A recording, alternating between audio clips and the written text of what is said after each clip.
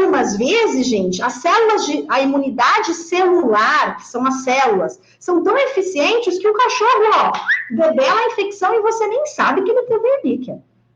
Só que, algumas vezes, começa-se a entender, nossa, tem uma coisa dentro da célula ali, hein? Vamos começar a produzir anticorpos para a gente tentar matar? Aí é que caga. Por quê?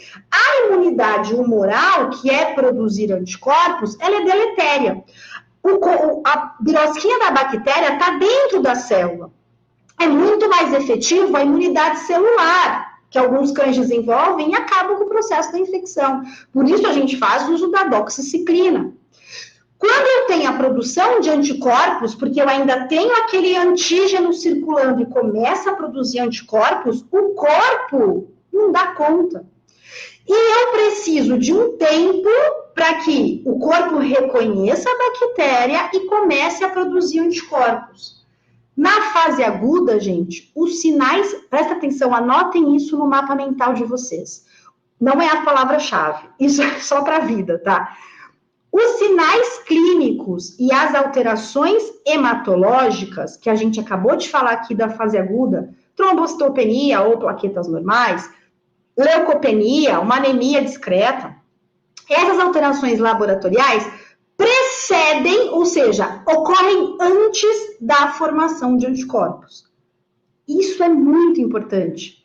Na fase aguda, é muito interessante que se eu tiver que escolher um método de exame, se eu tiver que postar um método para fechar um diagnóstico certeiro por restrição financeira, é interessante que eu entenda nesse desenho, eu acho que isso é fase aguda. E aí eu vou buscar quem? Algum exame que procure a bactéria. Porque se eu ficar focando exclusivamente em um exame que procura anticorpos, ainda não deu tempo de produzir. Mas já existem os sinais clínicos, mas já existe alteração laboratorial. Agora, vamos para o cenário do desenho de um paciente com a doença crônica? Esse cara já tem Ehrlichia, ó, há semanas, talvez meses, talvez anos. Toda essa magnitude da resposta imunológica já está formada. Isso quer dizer que eu buscar anticorpos é legal. Eu já tenho uma resposta. E também eu tenho um problema, porque nessa fase crônica, a Ehrlichia está cansadona já. Ela já não está naquela recreação infantil quando ela entrou. Ela já está em alguns locais mais localizados, como, por exemplo, no baço, no linfonodo, na medula óssea. Isso quer dizer que buscar a bactéria se torna um pouco mais difícil. E é isso que eu quero focar com vocês, porque essa é a proposta de a gente discutir aqui hoje. Tudo isso que eu falei é para trazer vocês para esse ponto, que é o ponto principal da nossa conversa, que é quando a gente fala de teste rápido. Para a gente contextualizar esse começo, quais são os problemas de eu entender assim, ó? Porque presta atenção, né? Vamos jogar a real aqui todos nós. Eu atendo cães há 17 anos, né? Claro que nos últimos 10 anos, muito melhor do que nos 7 primeiros. Mas o fato é que eu já tive clientes, gente, de tudo que é condição financeira. Ou que às vezes me diziam, né? Porque eles também nos enganam muitas vezes. Mas eu já tive cliente que chega e fala assim, hoje, por exemplo, isso é mais comum na minha rotina, porque os meus valores já são um pouco maiores, né? Mas então eu atendo muito cliente que fala assim, eu falo, olha, uma das suspeitas é a Ehrlichia. E aí eu falo assim, ó, então a gente tem isso, e complementa dentro desse processo eu fazer o sorologia, que procura anticorpos, e fazer PCR. Pode fazer tudo, doutora. Faça tudo que você possa. Vamos fazer tudo, todo. Tem cliente que é assim, não é? Tem cliente que para fazer um hemograma é o quê? Tem cliente que nem hemograma aceita fazer, vocês concordam? Então, eu sempre falo essa frase, a gente tem que fazer sempre o melhor com o que a gente tem.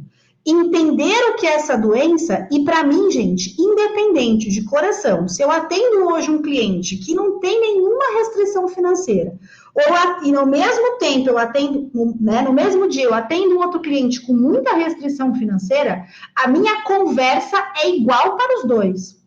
O que eu preciso de informações é solicitado igualmente aos dois. Só que a gente tem que entender, né, que a vida é muito mais do que aquele consultório e o que a gente pode fazer. Algumas vezes a gente vai ter um hemograma só. E aí a gente vai correlacionar de fato a trombocitopenia. Estou sendo muito prática aqui com vocês. É um pecado eu pegar um cachorro com sinais inespecíficos que tem a trombocitopenia e tratar a preerlíquia? Não, não é um pecado. Se eu tenho alteração laboratorial que te chamou a atenção, clinicamente, que faz você pensar nessa doença, especialmente, né, se é um cão que não faz preventivo de carrapato, e a gente sabe que carrapato hoje tem até na nossa cama se a gente bobear, né? Então, faz muito sentido clinicamente você tratar, mas você corre um risco. E eu falo isso para o meu cliente. Semana retrasada, o João, que é da nossa equipe técnica aqui da mentoria, atendeu um paciente assim. Ele foi encaminhado para o João com uma alteração de nefropatia, que o João atende aqui, nefrologia também, né, além da clínica médica, e aí esse paciente tinha sinais que não condiziam com a doença renal, né, sinais como febre, apatia, não era um processo de pielonefrite, algo que justificasse um processo infeccioso, e tinha o histórico de carrapato e tinha trombocitopenia, e a proprietária, nesse momento, não quis investir em exames específicos. O que a gente vai fazer? Vamos tratar. A clínica direciona, trate. Isso não é um pecado, gente. Pecado é a gente falar, não tem condição financeira, então tchau. Não, vamos fazer o melhor com o que a gente tem. Mas o que é a postura do clínico? Conversar com o cliente. Então, nesse momento, por exemplo, o João sentou com a cliente dele e explicou, olha, com a condição que eu tenho aqui, eu vou instituir a terapia. Mas entenda, serão 28 dias de antibiótico. Caso, não é o problema de fazer o antibiótico, o problema é que, se isso for uma outra doença, se isso for um outro agente, onde a doxiciclina não atue, né? Se for uma anaplasmose, doxiciclina atua, né? Mas assim, se for um outro agente que a doxi não tem esse fator efetivo, a gente está perdendo tempo de tratar algo importante. Que às vezes isso sim vai levar esse paciente a óbito. Entende o que eu estou dizendo? Então, eu sei que muitas vezes vocês vão estar nesse cenário. Um paciente com alteração inespecífica, um hemograma. Você vai dispensar o cliente? Você vai xingar o cliente? Não, você vai contextualizar com segurança o que seria ideal.